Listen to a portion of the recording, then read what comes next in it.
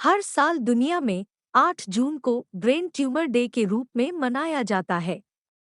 Brain tumour day मनाने की शुरुआत साल 2000 में हुई।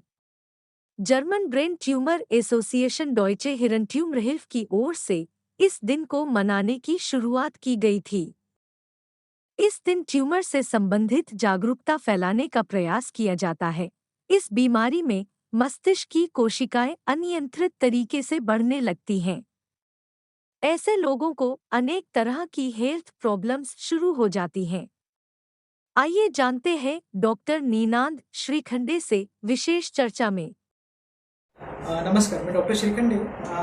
मेरा पूरा नाम डॉक्टर नीनाद श्रीखंडे है और मैं कंसल्ट न्यूरोसर्जन हूँ orris institute of medical sciences में। आज 8 जून है और 8 जून हर साल ब्रेन ट्यूमर डे के निमित्त से मनाया जाता है। और ब्रेन ट्यूमर डे हम क्यों मनाते हैं, तो उसका एक ही मकसद है कि ब्रेन ट्यूमर के लिए आम जनता को अवेयरनेस के मन में अवेयरनेस क्रिएट करना, जिससे ब्रेन ट्यूमर की रोकथाम की जा सके, ब्रेन ट्यूमर को रोका जा सके और अवॉइड किया जा सके। प्लस साथ साथ लोगों को ये बताना कि उसको रोकथाम करने के लिए क्या क्या उपाय हैं और क्या क्या टेक्निक्स हैं। ब्रेन ट्यूमर ये जो एक चीज़ है, बेसिकली अगर ऐसा देखा जाता है कि पॉपुलेशन डायनेमिक्स में अगर हम देखते हैं तो पूरी दुनिया में हर रोज़ 500 के आसपास लोग अफेक्टेड होते हैं ब्रेन ट्यूमर के। 500 केसेस हर रोज़ पूरी दुनिया में आते हैं। ये रफ डाटा है, शायद उससे ज़्यादा भी हो सकता है।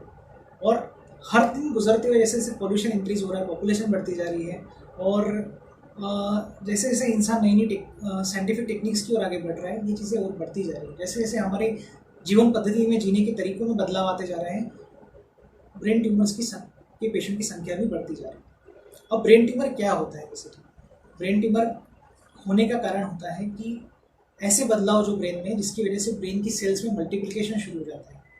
हर सेल में मल्टीप्लाई होती रहती है, पर इसमें एबनॉर्मल मल्टीप्लिकेशन हो जाता है। एबनॉर्मल मल्टीप्लिकेशन की वजह से ब्रेन में गांठ आ जाती है और उन सेल्स का मिलकर एक टिश्यू बन जाता है और पूरे टिश्यूज का मिलकर एक ट्यूमर बन जाता है। तो ये एबनॉर्मल ग्रोथ को ट्यूमर बुलाया जाता है। और ये जो ट्यूमर होते हैं, ये विभिन्न ब्रेन के विभिन्न हिस्सों में अलग अलग तरह के ट्यूमर्स होते हैं। हर तरह से उनको डिफाइन किया जा सकता है। प्लस कुछ ट्यूमर्स ऐसे होते हैं कि जिनको एक बार आप निकालने के बाद दोबारा ज़िंदगी में कभी नहीं होंगे, और कुछ ट्यूमर ऐसे होते हैं जिनको एक बार निकालने के बाद वापस होंगे, रिकर होंगे, और साथ साथ उनमें एक इंसान की जान लेने की पूरी कैपेसिटी होती है, जिनको हम कैंसरस ट्यूमर कहते हैं। तो इनको दो भागों में डिवाइड किया जाता है। एक होता है बेनाइन।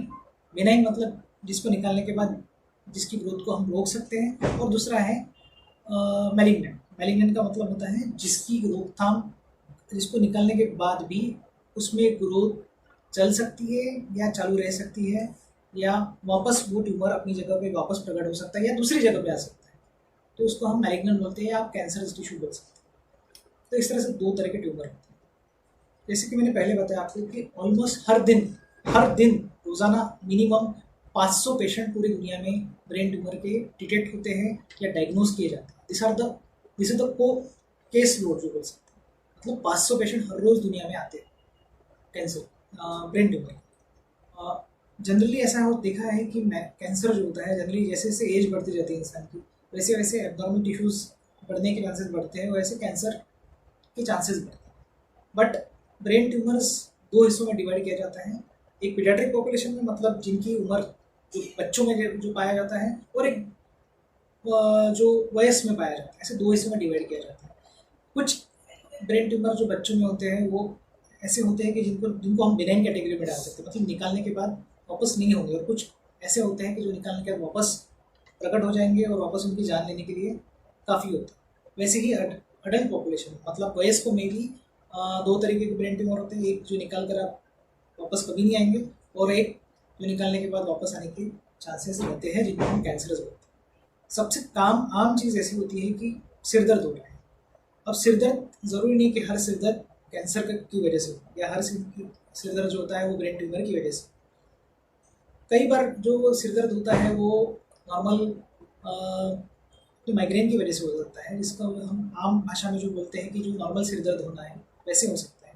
या कई बार इन्फेक्शन की वजह से सिर दर्द हो सकता है, और कई बार सिर दर्द जो होता है वो ट्यूमर की वजह से हो सकता है। ट्यूमर की वजह से होने वाला सिर दर्द कैसा होता है? तो जो सिर दर्द काफ़ी दिनों तक रहता है, मतलब बार बार रिकर होता है, मतलब एक बार जाने के बाद वापस रिकर होता है, और साथ साथ जब भी सिर दर्द होता है उसमें पेशेंट को कई बार उल्टी जैसा लगने लगता है और उल्टी होती भी है, जिसको प्रोजेक्टाइल वोमिटिंग बोला जाता है, मतलब सडनली वोमिटिंग हो जाती है। तो ये एक चीज़ है। इसका मतलब ये है कि ब्रेन में प्रेशर बढ़ रहा है, और ब्रेन में जैसे ही प्रेशर बढ़ता है वैसे सिर दर्द बढ़ने लगता है और साथ साथ उल्टी होने के चांसेस भी रहते हैं। तीसरी बात जो चीज़ है वो है मिर्गी के झटके आना। कई सारे पेशेंट्स को झटके आते हैं जिसको इपिलिप्सी भी बोला जाता है। तो ये भी एक चीज हो सकता है कि ब्रेन ट्यूमर बढ़ रहा है। चौथा पार्ट जो है बातें भूल जाना, या फिर कई बार पेशेंट जो होता है वो डल हो जाता है। डल मतलब वो एक्टिव नहीं रहता, वो अपने काम को एक्टिवली परफॉर्म नहीं कर पाता, उसमें मूड चेंजेस होना शुरू हो जाते हैं। कई बार पेशेंट से सोते रहता है, या कई बार पेशेंट बोल सकते हैं कि जो शब्द हम यूज़ करते हैं वो ये है कि लिथार्जिक रहता है। और कई बार अनकॉन्शियसनेस ये भी एक चीज़ होती है जो इस पेशेंट में देखी जाती है। लॉस ऑफ कॉन्शियसनेस मतलब अपनी सुध खो देना और बेहोश होना, ये भी इसका एक हिस्सा है। ब्रेन ट्यूमर को निदान करने का सबसे, जैसे जैसे दुनिया इवॉल्व होती गई वैसे वैसे इसको ढूंढने के तरीके में काफ़ी हद तक सुधारना ही है। और आज, पहले ऐसा होता था कि ब्रेन ट्यूमर को खोजने के लिए जब ब्रेन ट्यूमर को पता करना शुरू हुआ कि ब्रेन ट्यूमर ऐसी कोई चीज़ है, तब जब साइंटिस्ट ने इसको ट्रीटमेंट पार्ट शुरू हुआ है, इसके डायग्नोस्टिक पार्ट शुरू हुए, तब सबसे पहली चीज़ जो उन्होंने यूज़ की वो थे एक्सरे। तब उस टाइम पे एक्सरे हुआ करते थे, फिर सिटी स्कैन आया, और आज हमारे पास सबसे अच्छी उन्नत टेक्निक है वो है एमआरआई स्कैन। और एमआरआई स्कैन में भी जो कॉन्ट्रास्ट एमआरआई स्कैन होता है उसमें हम एक विशेष पदार्थ इंजेक्ट करते हैं, पेशेंट को धमनियों से देते हैं, मतलब नसों में डालते हैं। उससे क्या हो जाता है कि जो ट्यूमर होता है उसको एक अलग तरह का एक निखार आ जाता है, या उसको एक अलग तरीके का एक शेड आ जाता है, तो वो हमको इजीली दिखता है एमआरआई स्कैन में। उसको एमआरआई ब्रेन विद कॉन्ट्रास्ट बोला जाता है। वो तो सबसे उन्नत टेक्निक है आज की ढूंढने की। तो ये उसके निदान है। ब्रेन ट्यूमर के उपाय जैसे मैंने आपको बताया हुआ, ब्रेन ट्यूमर के उपाय अगर हम खोजे जाए तो हमको एक चीज़ ध्यान में रखना है कि ब्रेन ट्यूमर को सबसे पहले तो ये कि आज की दुनिया में ये 10वें नंबर पर आता है लोगों की जान लेने के लिए, और लोगों को मतलब उनके शरीर में उनको परमानेंटली